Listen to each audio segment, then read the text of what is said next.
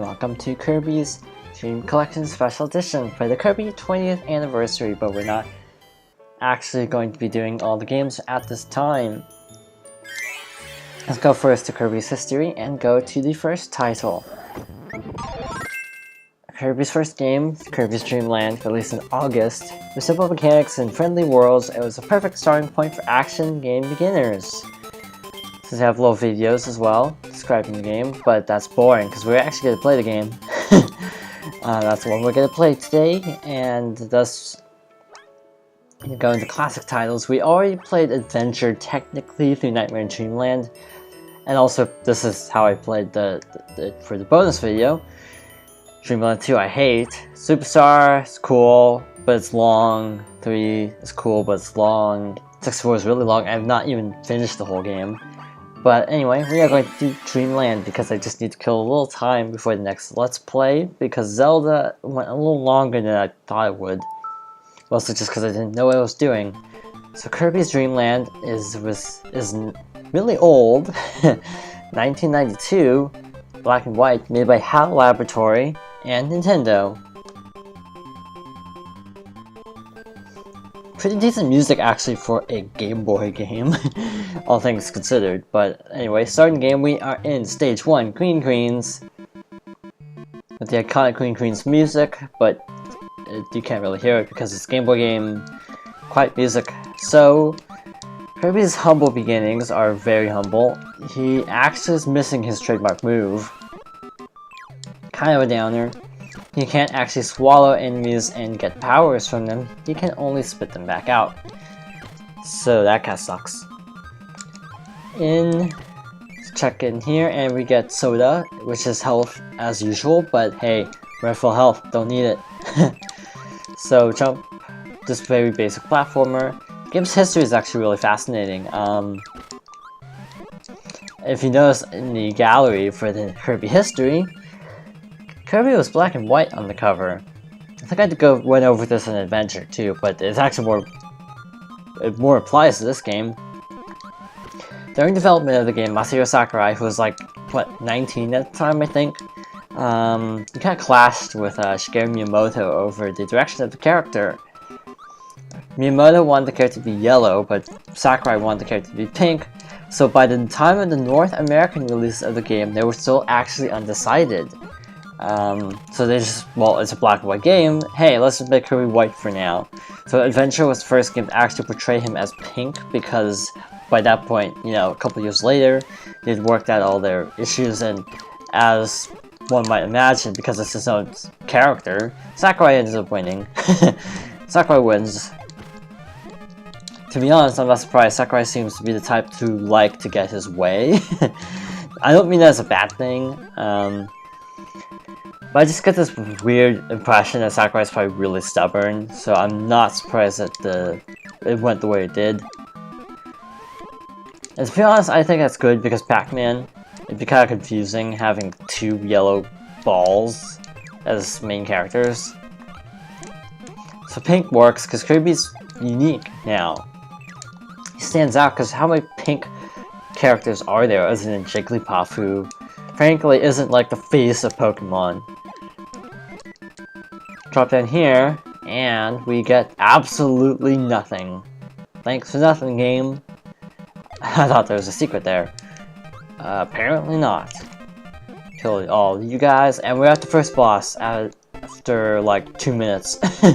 I'm guessing 2 minutes because it's currently reading about 5 minutes for me, and of course I showed the gallery stuff, so, and the title screen, so this is probably going to be a really short Let's Play, probably 2 videos at most. Again, that's a very generous at most, though to be honest, I don't actually remember the later portions of the game. As you may be aware, Kirby's Dreamland is partially represented in Kirby Superstar. Partially. It's missing, I think, 2 stages, and this is actually one of them, Castle Lololo, which is a reference to the Adventures of Lolo for the NES, which is like a puzzle game. And fun fact, I never actually knew this music was from Kirby originally. This is the stage that isn't actually in the original, which sucks because it's actually one of the more convoluted stages in my opinion. Because you just have to check doors. That kind of reminds me of the guy from Mario 2, I think. Fanto? Is that his name? If this isn't his name, well, I don't know. I'm running into a lot of lag because this is a Game Boy game after all, but like input lag as well. It's not the end of the world, it's just a minor inconvenience. So that is one of them. I don't know which one it is, Lololo, because frankly it's a black and white game. I think that's Lololo because I think Lololo has like a hair ribbon? I don't actually know. Take you out, and then pick a door. Up. Or we don't pick a door. Yeah, a couple of the areas I get really turned around by, so expect getting lost at least a little bit.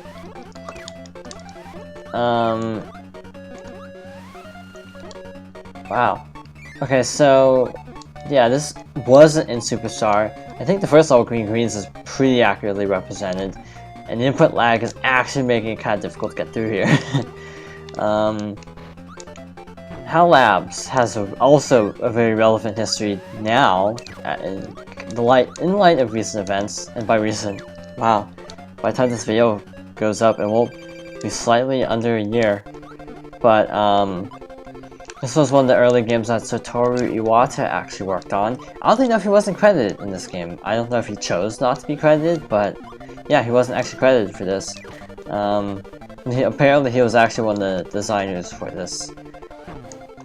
I'm getting kind of comboed actually. Yeah, my strategy typically involves actually inhaling the blocks from behind. It's a little safer than in front, but it's actually really difficult to time by comparison, because you have to suck it up and then spit it back out in time, and that barely connected, so I'm happy. So, speaking of being happy, Kirby Dance first made its appearance in this game, so that, if you're wondering, that wasn't like a new thing that's like, you know what, let's make Kirby dance cutely. No, that was from the beginning. We're only 8 minutes in, and we are already, I mean, not just as a game, this video is only 8 minutes, even with all the other filler stuff I threw in. This game's not shorter than I remember. I remember it being pretty short. One game I'd like to let's play eventually is actually Legendary Starfy. If that ever hits the eShop, I'm definitely like gonna drop everything I'm doing and I'm going to let's play that. I'm not even kidding. The one clam in me earlier on reminded me of Starfy because it looks kind of like the clam in that game. I would love to let's play that game. It's pretty underrated, so I would definitely enjoy doing that. And to be honest, part of the reason I'm doing this game is because you don't hear much hype for Dreamland. I'm not sure if I'll use that same logic and let's play Dreamland 2 just because I hate that game so much. It's kind of a pain in the butt to play through because I don't know why, but I just find the game really hard. I don't even think it's that hard, I think it's just me.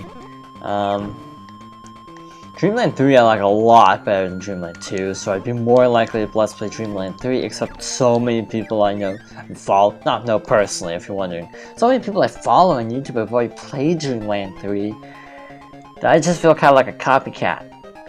Or copycat. I didn't know you could die there. Well, you learn something new every day. Where does that put us? Well, at least we can go back again next life, I guess.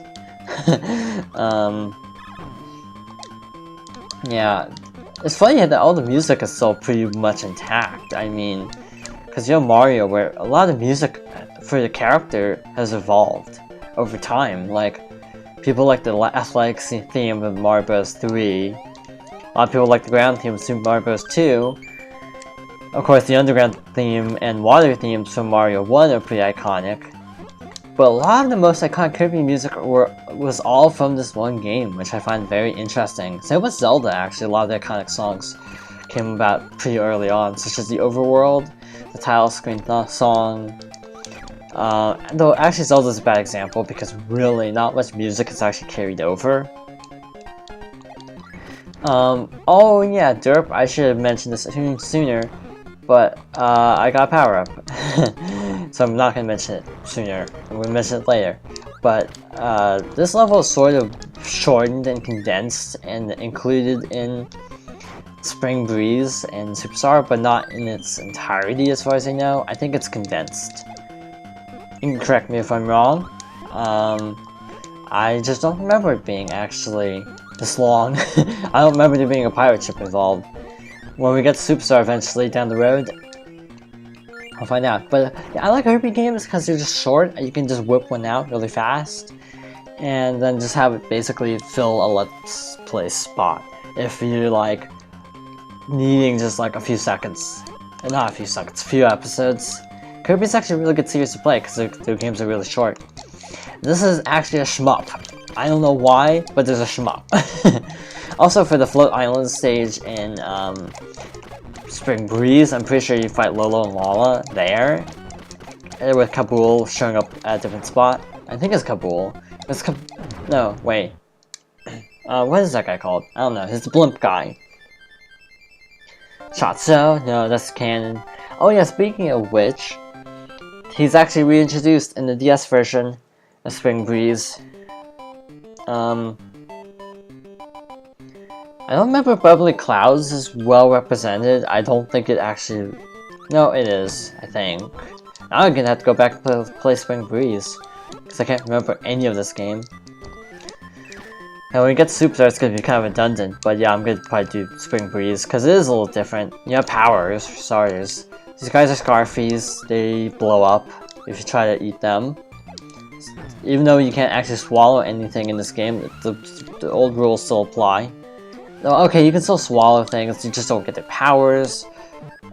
Which actually makes some of these fights kind of a chore later on. To be honest, I've gotten to the point where I can play Spring Breeze pretty reliably without power-ups just because of this game. Because it's like, if you want the authentic experience, you play without power-ups. Could this really be a one video let's play? I'm actually starting to wonder. Because we're at the 4th level. Whoa, hey. You're not approved. Now, of course I win. You're trying to kill me. Guys, stop it. Stop it, Sir Kibble. Yeah, that guy's name is Sir Kibble. I don't know why. Such is the mysteries of Kirby. I don't even know what these things are. I don't think they're in any other game. Well, that sucked. But okay, we can move on. To be honest, having full health is kind of nice. We have 4 lives. This game is easy. No worries. It's actually funny, the handheld mentality of today. Because a lot of people argue that, you know, big experiences don't work on handhelds. A lot of people think that's an absurd attitude. Yeah, games like this were totally cool back in the day. This game's like half an hour long if you know what you're doing. And also if you're not in expert mode. There is an expert mode. I'm not going to be showing it because it's the same thing with double damage, if I recall correctly. It may be tougher enemies. And I think less health, or I may be thinking of adventure. I don't remember. This is Cracker Jr. He sucks. But Kirby sucks more, if you get my drift. Just have to inhale his baddies and dodge his oddly timed cannonballs. It's like, why do you have cannonballs? You're a giant floating eye. But okay, and I missed. I'm almost dead. Oh wait, that's Cracker's health bar. No, now I'm almost dead. Dead. Yeah, Sakurai, of course, is best known for doing Kirby, but also leaving the series after Nightmare Dreamland apparently running into some conflict with Nintendo over the direction of the series. I don't actually know what his problem was with Nightmare Dreamland. I've never been able to find out. To me, Nightmare Dreamland's a totally cool remake. Yeah, I can see why it would be for everyone, just because of differences in graphics, and maybe also changing some of the enemies was kind of arbitrary. But to be honest, I also played Nightmare Dreamland before Adventure, so yeah, that's also a factor. Fun fact, actually, the first time I played Kirby's Adventure, and also this game, was actually on the Dream Collection. I did not play the originals because I didn't have a Game Boy that long. Because by the time I had a Game Boy, the Game Boy Advance was just about to come out, basically. So I didn't play too much on it at the time. But also, I never got around to Kirby as a kid, as like Kirby's Adventure or anything. Never had a SNES, so couldn't play those. Moon Trick, I assume still applies. Yep. If you watch my Adventure Let's Play, you know that moons are typically suspect in Kirby games. Free Fallen, no, to be fair, I'm not really a Tom Petty fan. Kind of a random segue, but okay, here's the real Kracko. It was actually funny that Kracko's attack patterns are basically always the same. That attack, he always does in every Kirby game, as far as I know. It's funny how, like, out of all Nintendo's franchises, I feel like Kirby has actually stayed the most faithful to its roots. Because Kirby is basically the same game that it's always been. Like, it really hasn't evolved as much as, like, other games. Yeah, I feel like it's evolved the least. Because it's basically the same thing every time. But I'm not saying that to be bad, like, trying to say that's a bad thing. It's just, to me, I feel like Kirby is actually, you know, it's evolved the least out of any Nintendo franchise. Because, one, it's actually never gone 3D. It's the only Nintendo franchise to not have gone 3D from the era, except maybe like Ice Climbers or Balloon Fight, if you want to really get obscure. But in terms of actual series, now Kirby is one of the only ones that hasn't gone 3D. I beat my time. On my practice run, it took me forever. It took about half an hour on my practice run to get to Mount DDD. I'm not even kidding, because I didn't remember the game at all. Yay for crushing practice run times. I'm gonna do this guy first, because I usually suck at this fight. Oh, this is actually a thing. We have to go through little mini levels. So, I think actually, I'm gonna call it here. Yay for cliffhangers! Next time on Kirby's Dream Land, we'll probably finish up the game and fight DDD. See you then, and thank you for watching!